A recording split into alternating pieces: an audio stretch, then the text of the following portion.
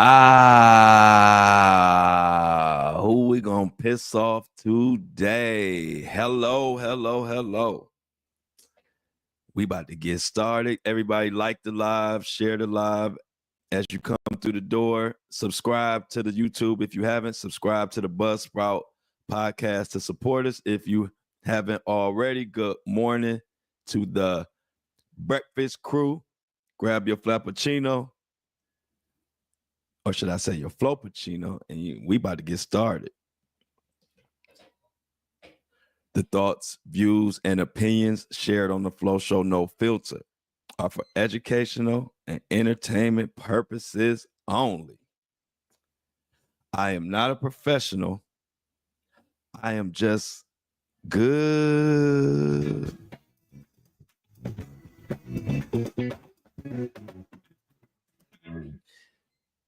Hey, everybody out there. Happy Thirsty Thursday. We always remind everybody to drink their water on Thursdays. You should drink it every day, but we're going to do Thirsty Thursdays. Drink your water. Get ready for the show. Got a good one for you as always. Diddy ass up to no good as always. Got a couple sad situations going on. I don't know if y'all saw, but tWitch's family was on Gale, spoke. They're speaking out. You know, tWitch, the former performer, entertainer on the Ellen show. Y'all know his story, passed away under mysterious circumstances, and the family has a lot to say about it. The diddler, he trying anything, throwing stuff against the wall to see what will stick. He's suing for $100 million. We're gonna break that down. And also, have y'all been paying attention to the Wendy Williams?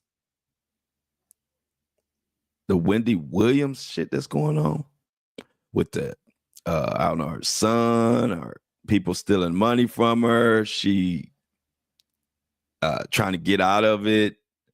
They have custody over her or whatever. Like it's a mess, but we're gonna get into that.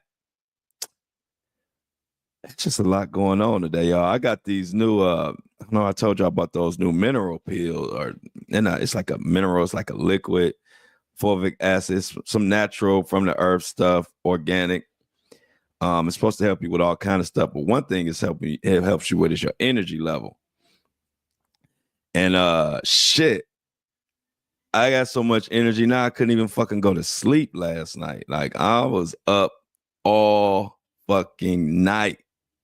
I was like, this shit work, but it worked a little too good. I was up so late. I ended up watching. I was on YouTube. I fell down a rabbit hole of just watching killer whales fuck up shit. What killer whales do to seals is crazy. I don't know if y'all ever watch it, but I fell down a rabbit hole, and the fucking seal I guess it's in Alaska or some cold part, where they can get on the ice. And so they get up on top of the ice to try to hide away from the orcas or get out the water. And so what the orcas did was they all got into a line, like in a formation. And while the seal was sitting up on the ice, you just see like I think it was about 6 orcas just in a line come swimming up under the ice, and then they make so much of a wave that the ice end up splitting apart, and then the seal falls in the water, and then they slap it and fuck it up. Oh man, it's cruel. But you know, when you up at 2 and 3 in the morning and you on YouTube or any one of those, YouTube especially, you never know what the fuck rabbit hole you end up falling down. Well, I fell down a killer whale rabbit hole last night, and it was funny. But let's get into this. The diddler first. this is, like I said, y'all know Diddy been throwing everything against the wall to see what will stick. And the latest thing that he's thrown against the wall is a $100 million lawsuit against NBC for making of a Bad Boy documentary. Now, if you remember that documentary, it was on Peacock, and I guess NBC was behind it. They did a deep dive on Diddy, and people on there talking about all the shit. Remember, I told you that one, they put out a lot of business on that one. Anyway, do y'all know it's a specific part in that documentary that Diddy is suing because of the part of the documentary that Diddy and his legal team feel like is out of bounds is they were talking about the murder of Kim and implying, or as the lawsuit says, they said she did it. They said he did it. And for those that don't know, most of us know the story, but just to give some context, Kim Porter, as we all know, was Diddy's girlfriend, mother to his children some time ago. And she died of a mysterious pneumonia. The coroner sounds shady. All the people that were at the scene when she passed away sound shady. And then on top of all that, everybody came to find out that Kim Porter had a tell-all book or a diary that she was going to put out and expose the diddler. Well, that never happened because she passed away mysteriously.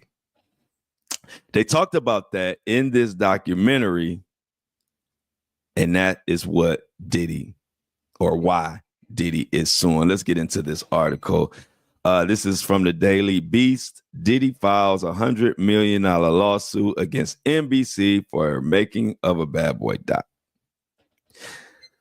Okay, so the article reads, Sean Diddy Combs is suing NBC Universal for its Peacock documentary. According to Page 6, Combs is seeking $100 million from the entertainment conglomerate for severe reputational and economic harm. Now, this doc premiered on January 14th on like I said, on Peacock. Now, in Combs' complaint, this was obtained by Page 6. He alleges that the film maliciously and baselessly jumps to the conclusion that Mr. Combs is a monster and an embodiment of Lucifer with a lot of similarities to Jeffrey Epstein.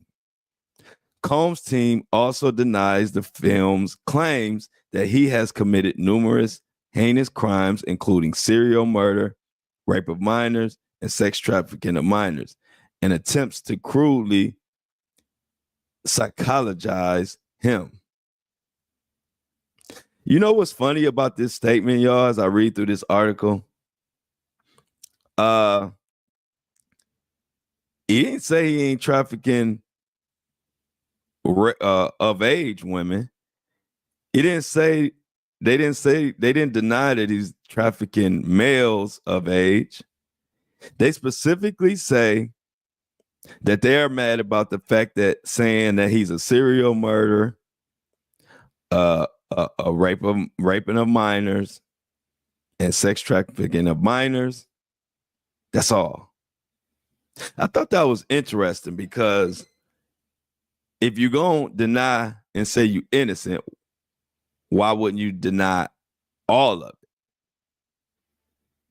it? So when I look at that, I'm like, this is almost makes Diddy look even more guilty because they only cherry pick certain things to say, hey, this isn't true and this is why we suing you. But what about all the other shit? The legal team also writes that NBC Universal was told in December that the claims in the film were debunked and lacked any credible evidence. But the company moved forward anyway. The suit names NBC and the production company. See, Diddy gonna make a lot of enemies, y'all. And think about it. Before we go on, think about this. This is a big conglomerate media outlet, NBC. First of all, they're not going to get behind a documentary and let stuff leak out that could cost them. I mean, NBC's been around for shit longer than I've been around, damn near. And they just shit goes through too many avenues before it comes out. So they're not going to let some bullshit come out, right? That's one thing. But not only that, but if you're suing them, now you're about to piss off NBC's friends. And NBC has big media outlets that are their allies or just people they're cool with. And so now with this $100 million lawsuit, you already got the world pissed off at you, Diddy. But now you're suing another you're suing a media outlet that can pass the word to other media outlets and really make shit hard for you. And the trial hasn't even started yet. That's another thing. But also, by you suing them, you not only going to waste your time, waste your money, but you're also going to put more eyes on that documentary. So now from this lawsuit, believe it or not, there were a lot of people who didn't even know about this documentary. There were a lot of people who didn't even know there was this Making of a Bad Boy documentary out with all this information. Well, now they know. And they know because Diddy himself and his legal team have brought so many eyes to this documentary in a frivolous lawsuit that ain't gonna go nowhere, and just made it worse for him as he sits in jail waiting on his court date. And so much shit has came out that why would your answer to all this new shit that come out is suing a media outlet for saying that you're a monster or implying you're a monster, when all they're doing is giving a platform for people to speak out. And speaking of the legal snafus that's going on and all the bullshit tactics, something else that went under the radar yesterday was Diddy also received another loss in the court. And this is another thing. And I told y'all yesterday, I can't put my finger on it. I don't know what Diddy did, but a lot of the latest updates are being swept under the rug. And I don't know if that's intentional. I don't know if just a lot of the media people have moved on from the story. But yesterday, news broke about the situation where Diddy, y'all remember when Diddy was saying that they came into his cell and looked at his notes, and he was saying that he wants somebody to be held accountable because he said that raid that they did on his cell when they found those notes, he said that was done intentional. And remember, he asked the judge to rule on that. Well, that ruling came in yesterday. I don't know if y'all saw it. I don't know if y'all saw the ruling or anybody else talked about it, but it was an L for the diddler. Now, in this ruling, what happened? The judge basically said, without getting too long-winded about it, that the notes don't have shit to do with shit. He looked at the judge, broke down the notes and said basically there's not much in there. There's nothing in there that could be used against the defendant or anything of that sort. And then the prosecution, they doubled down. They basically said, yeah, and furthermore, we don't even fucking need those notes.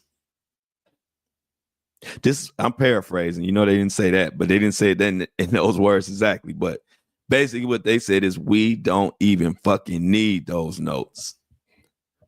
Good morning, Sybil. They said you can throw those notes out. Basically, we got all kind of shit on Diddy. And without those notes, his ass is sunk. So the judge threw that out and basically said, now, if Diddy wants to bring it up down the line and maybe something else might make it relevant, what Diddy's saying about them getting to his notes. So the judge left it on the table that I guess he can bring this situation back up again and he'll revisit it if need be. But as of right now, just like everything else that Diddy has tried to throw against the wall and see what sticks, the judge said, I'm not buying your argument about they taking your notes and it be hindering your case at all. So he threw that shit out. But like I said, I didn't see many people even report on that yesterday. So I don't know. I really think something's up with the media and this Diddy thing. I really, really, really do. And I can't say what it is right now, but I'm going to keep paying attention. And when I can put my finger on it, I'll definitely let you all know what the hell is going on, because I don't understand why some of these updates aren't being put out there anymore. But we shall see. So let's get back to this Porter situation. Now, as we said, Kim Porter, this is what this whole lawsuit is about. I mean, they're saying that other stuff about saying like Diddy thinks that the documentary said all kind of foul shit or shit that wasn't true, but they really focusing on this Kim Porter. Now, Porter and Combs shared 3 children together before her death from that mysterious pneumonia in 2018. Combs also reportedly adopted Albie Shore's son, which was Kim Porter's son, and Diddy adopted him. So there are a lot of ties there. And a lot of people believe that Kim was gone, but if she would have lived, she would have been Cassie Ventura. And what do they mean by that? They mean Cassie was the one who brought the shit out and got Diddy and got the fucking ball rolling. And when I say the ball rolling, she got the ball rolling like bowling. And Diddy has been in hot water and in the hot seat ever since. But a lot of people believe that would have been Kim Porter, because Kim Porter even knew more than Cassie. Kim Porter was around even before Cassie. So there was plenty that she knew. And not only was she around, but she was allegedly preparing to bring this shit out and let the world know the same thing that Cassie Ventura let the world know. Now, in this situation with Kim, authorities determined there was no foul play associated with Kim Porter's 2018 death. And the documentary features a disclaimer with that information, along with several other disclaimers as accusers speak in the film. Now, that goes back to my point. This NBC, y'all, they not playing around. This is why the Diddy situation he's going out fucking sad. Let's just call a spade a spade. He's going out sad. This looks desperate. This looks spontaneous. It's no rhyme or reason. It's like you're just trying anything, and it really makes him look even more guilty than he looked before this lawsuit. I mean, I watched the lawsuit. Matter of fact, we had a panel and discussed this. Not the lawsuit, but we had a panel and we discussed this documentary of Making of a Bad Boy, right? And there was disclaimers all through it. And so where are your grounds for suing when all the disclaimers that were put up to show that what really was said, what the truth is, like, for example, the one where they said that the authorities determined there was no foul play associated with Kim Porter's death. And they had numerous disclaimers like that. So where do you think you can sue? Which you're not allowed to talk bad about somebody. You're not allowed to give people a platform to discuss what they may have went through at the hands of a monster or anybody that they've dealt with. Now, also in the complaints breakdown of the Making of the Bad Boys, many claims included Al B. Shore. Combs' team wrote that by maliciously advancing the unhinged narrative that Mr. Combs is a serial killer with absolutely no evidence or logic to stand on in the face of clear evidence to the contrary, defendants spread fake news of the most damaging kind. Now, if you remember Al B. Shore was a singer back in the day. He was on Uptown Records. Uptown Records is where Diddy got his start, and Kim Porter also worked at Uptown Records. Who got her that job? Al B. Shore. Now, if you remember, Al B. Shore has been speaking on the fact that he believes Kim was murdered, and he also believes that he himself, there was an attempt to murder him. If you remember, Al B. Shore ended up in the hospital in a coma, hooked up to all kind of machines, on his literal deathbed, but he made it out. Many believe he wasn't supposed to make it out. And so Al B. Shore spoke what he believed happened. You can't sue for that. And I don't know if Diddy needs the money. I'm hearing through many sources that the money is funny. And the strange thing is, I'm hearing this from really credible sources. And it makes sense because Diddy's money has literally stopped. These cases and these lawsuits, literally the only money that Diddy has coming in right now is whatever he had previously, but any new money or any money tied to his brand has pretty much stopped. And then you got legal fees mounting. You have legal fees mounting left and right. And Diddy has always been the ultimate middleman, can we say? Meaning that he never really was making the beats. He was always representing the person making the beats and taking all the fucking money. Diddy never rapped. You see on all these headlines where they say rapper Diddy or, for a rapper from Bad Boy Diddy or whatever. He never wrote one rap. People wrote for him. Even in businesses, he never started nothing besides Bad Boy. I'll give him credit for that. He started Bad Boy from scratch, the record label. But other than that, Ciroc was already there. He just used his brand. The other liquor was already gone. He just used his brand. Why am I telling you all this? Because when you're somebody like Diddy, who is never really the source of the talent,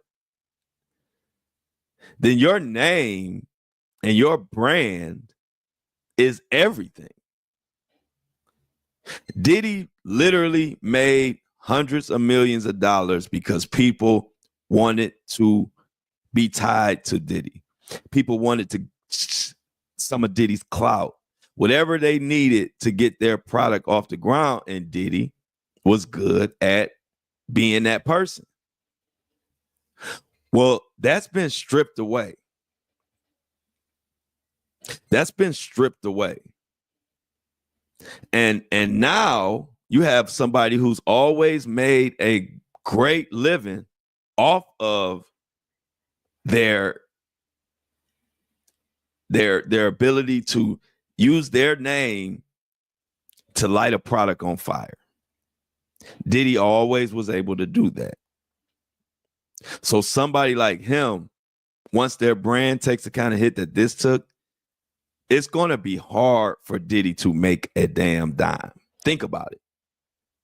See, if he was writing the lyrics, he could still just write, but don't nobody want to write for him now. If he was making the beats, he could still make the beats. But no, he don't make them. He got to represent, but nobody wants him to represent him no more. See, this problem is worse for a person like Diddy than even a Jay-Z. Because at least Jay-Z writes his own shit. Jay-Z is the talent himself. So he will take a hit, but he could still do his thing. See, Diddy is the opposite. Diddy needs someone in order for him to make money. He needs somebody to come into his space and work with him. And so this shit has destroyed him. And speaking of destroying, Twitch's family has spoken out. And spoken out because they feel like Twitch's wife is trying to destroy his name.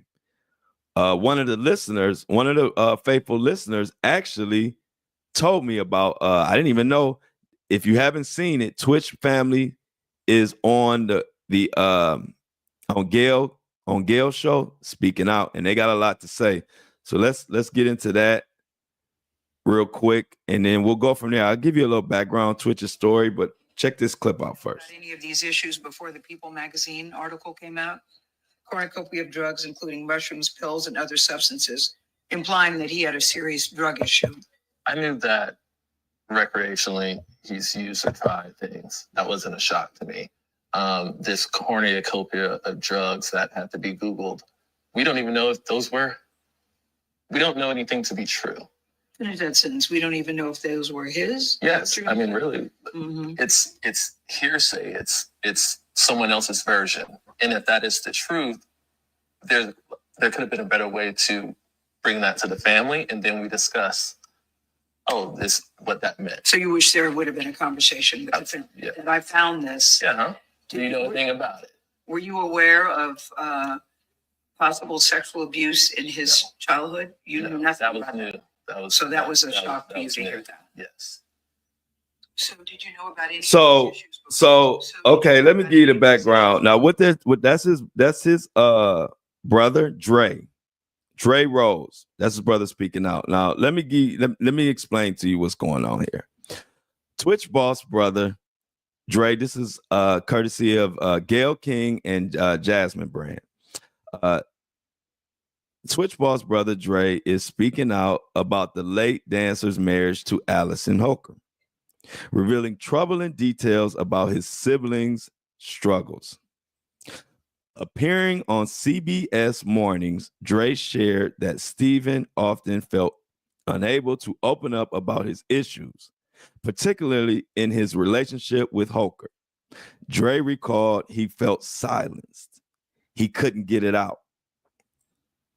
He explained that while Steven loved his wife and children deeply, he often felt there was no resolution to the conversations he needed to have.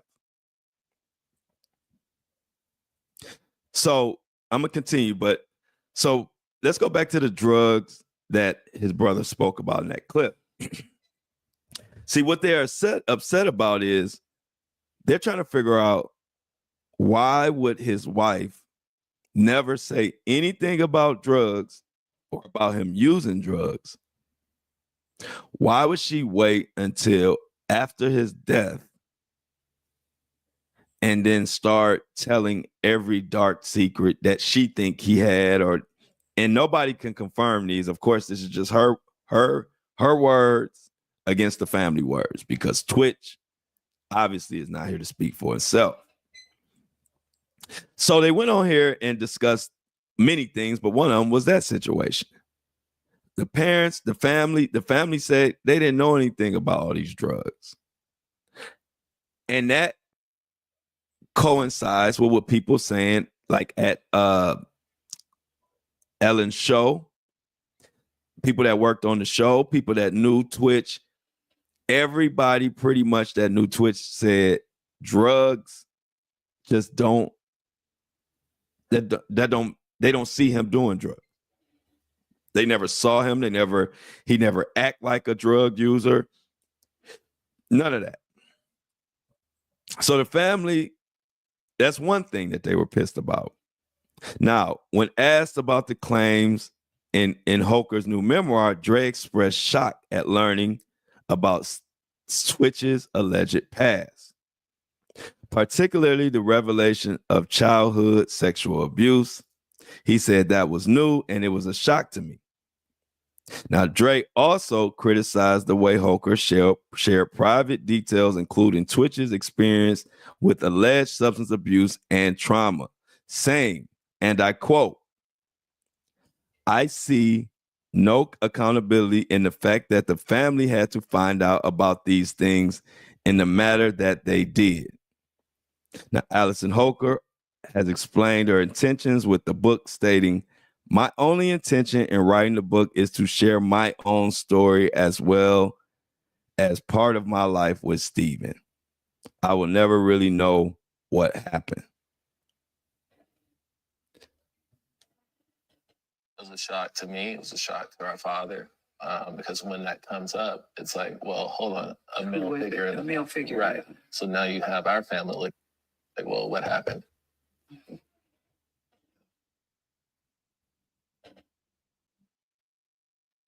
Stephen told him that those conversations were difficult with Allison. So, in my opinion, our conversation that he had with me, he felt silenced, like he couldn't get it out. He felt silenced in his own home? Yeah, often. Mm-hmm. Often. I mean, he loves his wife. He loved those kids. Yes. And he would definitely give them his last. But in any situation in which you can't have a conversation and get resolved, it becomes one-sided. And I believe, because you asked about their relationship, I can say that there were many conversations, there was no resolve. Mm-hmm. He says Stephen told him. So the question remains simple. Would you tarnish or mess up or speak bad or tell deep, dark secrets of your loved one after they pass because you need money? What reasons besides money? If she's saying she's sharing her own story, then what does bringing out all his deepest, darkest secrets, especially if his mother and his family aren't with it? And there are other things they talked about on this situation. They talked about how the mother had to sign an NDA and the rest of the family had to sign NDAs to go to Twitch's funeral. And I don't know what the fuck the reason, they might have their reason. I don't know. But how would you feel? We don't ever want to think about losing a child. But how do you think that family feels or that mother feels? Not only did she lose her child, but if she don't sign an NDA, she can't go to the funeral. Or she can't be a part of it. The Twitch situation is absolutely just terrible. No matter what you believe. If you believe that something was done to him, if you believe that this was just he really did do this to himself. Whatever you believe, it's sad all the way around because of the outcome of everything. The family's divided. The wife is divided. The kids are in the middle. The kids are being manipulated and pulled, and it's just sad. It's just sad. It's just sad. The book, I don't know if it's selling. I don't know if it's been doing well. I don't know, but I don't think it's worth it. And so Twitch Boss, if y'all don't know, became a household name as a DJ and co-executive producer of the Ellen DeGeneres Show. This is courtesy of CBS News. And this is some of the stuff that the family opened up about. But he first rose to fame as a dancer, and people know him from the Ellen Show. He married Allison Hoker in 2013. They were raising their 3 children together when he allegedly took his own life in December 2022, just 3 days after celebrating his 9th wedding anniversary. 3 children, married, working on a TV show, popular. I mean, the American dream, or just a person who dreamed. I'm sure he worked hard to get there. I mean, I'm sure you felt, come on, I'm your ninth wedding anniversary. You got 3 beautiful children and a good job, a great career, and you take your life just 3 days after celebrating your 9th wedding anniversary. It just don't sound right. Okay, so then it goes on. More than 2 years after his death, some members of Boss's family are just now starting to open up. And they said many things. Now, the family reflects on the last moments with Twitch Boss. Check this out.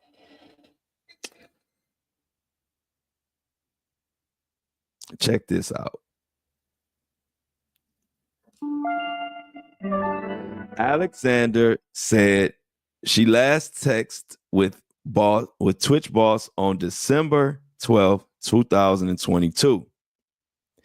She said it was an ordinary conversation where they talked about work and his children's Christmas list. The next morning, Alexander says she received a phone call from Hoker asking if she had heard from him. Hours later, Twitch was found dead in a hotel. He was in a hotel room with a self-inflicted gunshot wound. Alexander's brother, Alan, told her the news. And I quote, "I remember Alan saying, 'Connie, he's gone.' And I just dropped. You can't imagine those words," unquote. Alexander says she is still processing her son's death. And what she said happened next when she flew to California to be with Hoker and her grandchildren. Now, the intent, and I'm quoting her now, the intent was to grieve together, be a family together, because we are family. We're Twitch, and we wanted to be there for her.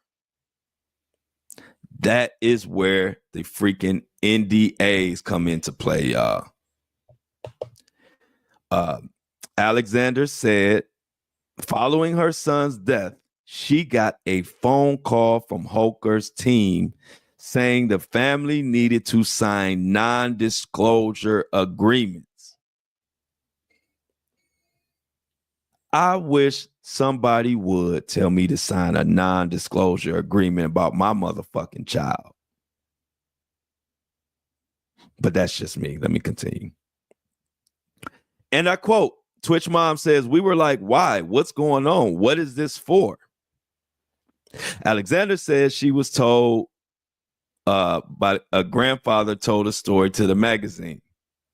"If you know my dad, he is the most respected, and he would never do that. She explained that a magazine did call her father and said amid his grief, he only answered questions. He's answering questions and, saying we're grieving. We don't know what happened. Whatever the answers were, we don't know. Adding that asking for the NDA when the friction began is what caused all of it, when all this started. Then check it out, y'all. It gets crazier. It became, if you don't sign, you will not be able to see him and you will not be able to participate. You are a mother of your child, and you have someone telling you and your parents, grandparents, family, uncle, brother, whoever, if y'all don't sign this NDA, you will not be able to come to or participate in any of the funeral services for tWitch. That shit burns me up just talking about it. That shit burns me up just talking about it. And who could fix their motherfucking lips to tell somebody, the mother of all people, that you got to sign an NDA or you can't participate in your son's funeral? And I don't like it. She said she signed a revised version of the non-disclosure agreement so that she could see her son before he was cremated. Come on, y'all. What the fuck? I would be so pissed. I can't even explain how pissed I would be. And then they must have had some crazy shit in it for it to have to be revised for her to end up signing it.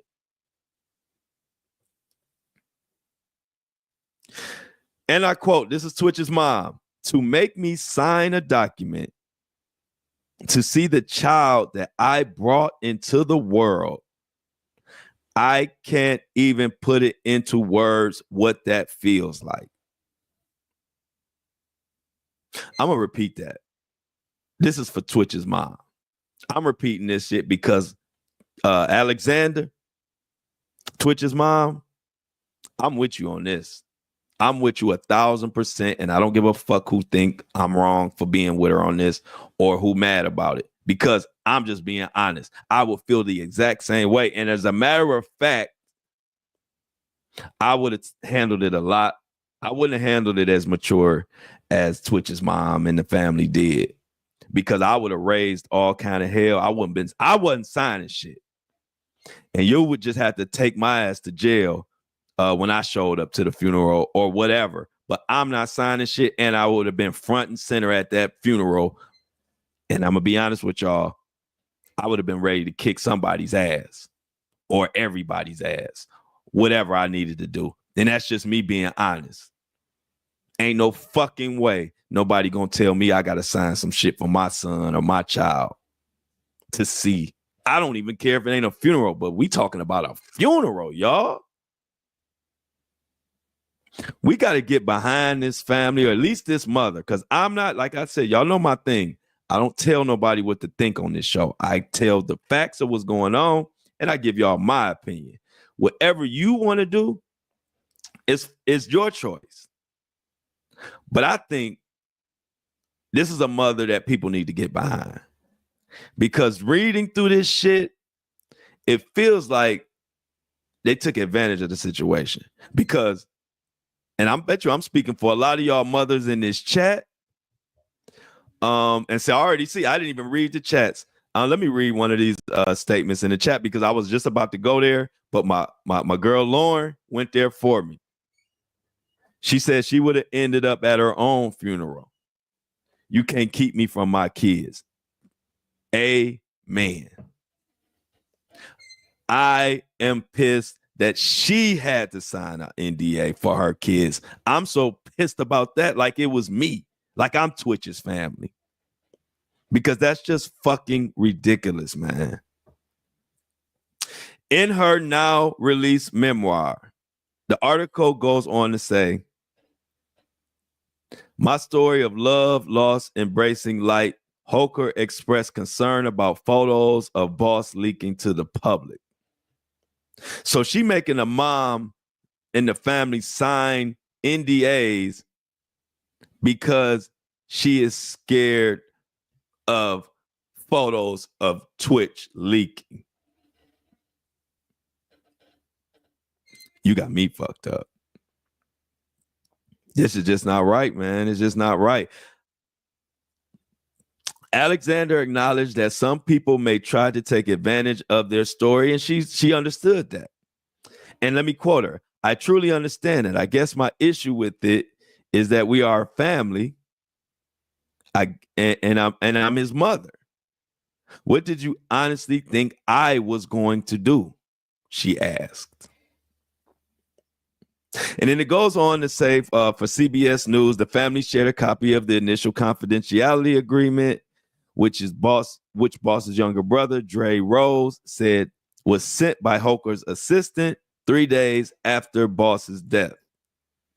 It names Hoker, her family, and Boss as beneficiaries and says that confidential information about their professional or business endeavors, personal life, and photographers' films or videos cannot be disclosed, even in the course of casual discussion to any person or entity. In a revised version of the NDA, the Boss family and Hoker's team changed the terms of the agreement from an unlimited time to apply only to the information learned between the time of Boss's death and his memorial services. Whoop-de-doo. So they made it where it wasn't unlimited. It was just for the services. So they tried. Back this up, y'all. Back this up. They tried to have this NDA for a lifetime. They wanted no information about the professional or business endeavors, personal life, or any photographs of Twitch to come out about this whole situation. And the initial NDA was for an unlimited amount of time. What? And so they had to change it once everybody made a fuss about it to change it to only apply to the funeral service. Man, I tell you, people, one thing I always say is people know who they can fuck with, don't they? Because I'm looking at my chat, and in the chat, I'm thinking if some wife or some person told anybody in this chat that they couldn't come to the funeral unless they signed an NDA, if I'm reading correctly or what I'm seeing in this chat, all hell would have broke loose. But the way people work, the way this world works, see, if it was y'all, she wouldn't have did it. That's why I feel like this mother and this family is being taken advantage of, because I can speak 10 toes for my family and say this shit wouldn't fly. This shit would not fly with me or my family. I don't give a fuck who's saying it and who, whatever. My family wouldn't sign no fucking NDA, and my family would have been there 100 deep about me, and I would do the same for them. So that's why I can tell that maybe this family is sort of passive, maybe because I've dealt with impacted families, y'all. If you know my background, I continue to do a lot of work for impacted families, and I did a lot of work working with them. And one thing I can say, you know, some families are just sweet families that don't want to do too much and kind of want to stay out the way. And when you're that kind of family, the system will take full advantage of you. Or when I say the system, people like Allison Hoker, or people that think they can get away with it. Give you a quick example. I got justice for a family in Mississippi where their son was killed by by cops. And it was deliberate, and those cops went on to get about 200 years. It's the Goon Squad. If you're familiar with the Goon Squad story from the police in Mississippi, I was a major catalyst that brought their ass down. I actually even, not only did I make many viral videos calling out all the shit that the cops in Mississippi were doing to people, but I took my ass to Mississippi in the middle of Jackson and held a press conference with me and my team and told all the news reporters and everybody would listen what the hell was going on. And when I did that, they were still working there. And we were like, when we were telling the story, the news people were like, holy shit, this is really happening? Like, they're really killing these guys? And I'm like, yeah, and they still working right down the street. Next thing we know, they fired them. But I'm telling you that story because that family it took so long for that family to get justice, because once I met with that family, I realized this is just a sweet family that don't know too much about the ins and outs of the legal system, don't really know all of their rights, and they just want to not be bothered and go about their business. And those type of families are the ones that get taken advantage of because people think they can run over them. Because you have other impacted families that I've dealt with that's not going for shit like that. And they have a better chance of getting justice and the truth than the laid back family, which is not right. Either way, you should get justice and you should be treated right, whether you raise in hell or not. But that just ain't the case. And so that situation taught me that if a family is a family that's kind of passive and laid back, you got snakes out here that take full advantage. And that's what I'm getting out of the Twitch situation, because the families of the people that I'm seeing in the chat from the statements I'm reading, all the way to like my family, to my best friend's family, none of those families would go for any of this shit. I know that for a fact. None of them would go for this shit. So it's not right. And definitely it needs to be paid attention to. Now it goes on. The mother said, we didn't want pictures at the wake. Not the mother. The brother says, we don't want pictures at the wake and the funeral and things of that nature. Why was it even presented to us? The brother goes on to say. Also, and I quote, but if you have that in the beginning of the NDA and then in fine print, it says all these other things that are included, that's why he was concerned. So more than 2 years after his death, Twitch's wife goes on to put out this memoir. And in a People magazine article that previewed the book included details Holker shared about Boss's marijuana use and cornucopia of other drugs she allegedly found in their home after his death. The People magazine article also included details about Boss's private journals, where Holker said Boss alluded to being sexually abused as a child by a trusted male figure in his life. Alexander said she was not aware of the alleged abuse. And they said they are shocked by finding out this shit. Twitch never told them any of this. She said, I knew that he did recreational, try things here and there, but to be a flat out drug addict, nah. They don't think that's true. The brother also said he didn't know about the possibility of sexual abuse of Twitch. So now you have our family looking at each other like, well, what the fuck happened then? If we didn't know all this, what was going on what other stuff was going on that we didn't know? Rose admitted it's a possibility that Holker knew things about Boss that the rest of us family didn't, but not all of this. It's just been, like I said, the whole Twitch situation, it gets sadder and sadder the more you dive into it.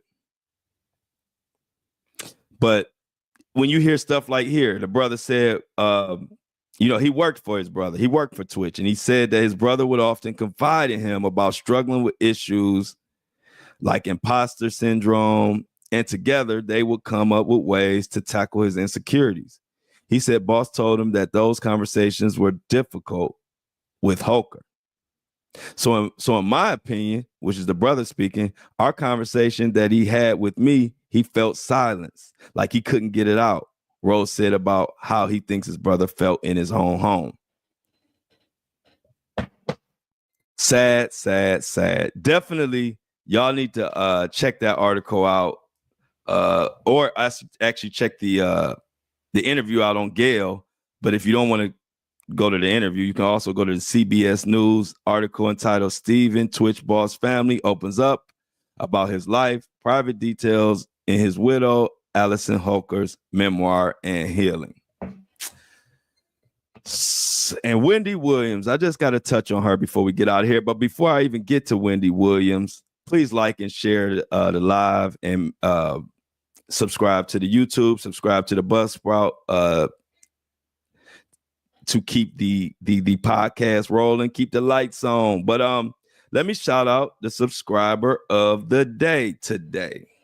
You know, we appreciate all our subscribers. You guys keep truth telling alive, and keep us from having to depend on these corporate sponsors who don't want us talking about Diddy, who don't want us bringing more awareness to Twitch's situation and asking questions. They don't want us doing none of that. So we got to protect our own and support our own. So I appreciate it. So today's subscriber of the day is Tiffany Coates. Tiffany Coates, I appreciate your subscription so much. We got to shout you out. I need everybody in the chat say thanks to Tiffany, because it's people like Tiffany that are subscribing to the podcast that keep this thing going and allow us to come together and talk about the truth and put the shit out here. So round of applause for Tiffany Coates. We at the Flow Show No Filter appreciate you greatly. We're going to continue to make you proud as a big component of why this show is doing what it's doing. So if you want the exclusive content, you want the exclusive invites and all that stuff in between, please subscribe to the channel, the podcast. I mean, the subscription link is in the notes. And let's look at the Buzzsprout subscription, and you will be subscribed. Go check it out. You won't be sorry. Now, before I get out of here, y'all, we got to talk about Wendy Williams. And this is another sad situation.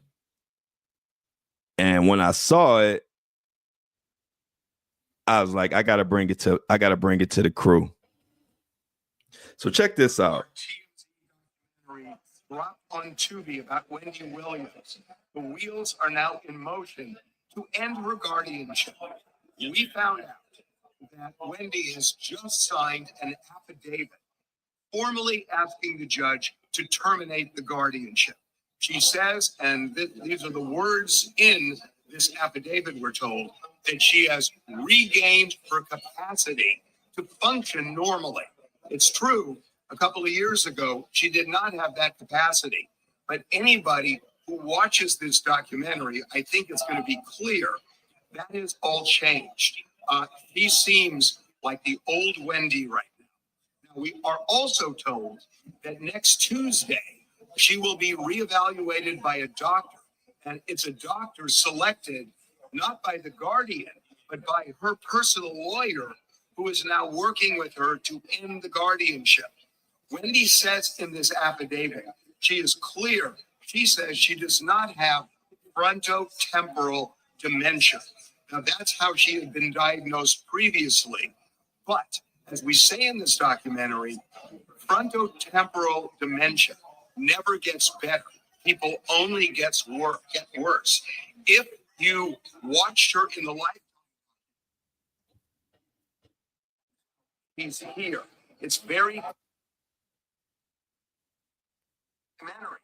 How can she get better if you never get better with that diagnosis? A lot of people, including Wendy, believe she was misdiagnosed. Now, there will be an emergency order to show cause filed a week from today, Wednesday, asking the judge formally to end this guardianship. If the judge says no, we're told Wendy's lawyer will then demand a jury trial, which you can get in New York, where jurors will decide, does Wendy now have the capacity to live as a free woman? That is a big deal. A lot has changed in just hours after this documentary dropped. But this is something that has been a long time in coming for Wendy. I will say personally, I've spoken with her for hours on end, and Wendy Williams is back to being the Wendy Williams we all know. So Wendy Williams apparently is back, and it's more clips of her actually talking. She was like it was weird. She was talking to TMZ, but she was behind a window, like she was locked up somewhere. I don't know what the hell's going on, but that documentary, the Wendy Williams documentary that TMZ did, I think it's out already. It's on Tubi. So go to Tubi. It should be out though. I believe it's out. But if not, if you go to Tubi, it'll tell you when it's coming out. But I'm sure. No, it's out. It's out. So go to Tubi and check it out, man. Wendy Williams trying to get her life back. If y'all know, they took control of everything because of her dementia, which she says she is fine now, and it's really sad. So we're gonna talk more about that in the lunchtime show. I just wanted to touch on that, make y'all aware of what the hell going on with Wendy Williams.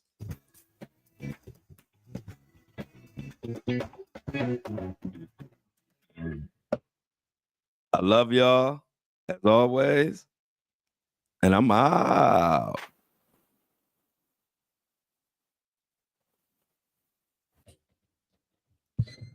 Breakfast crew.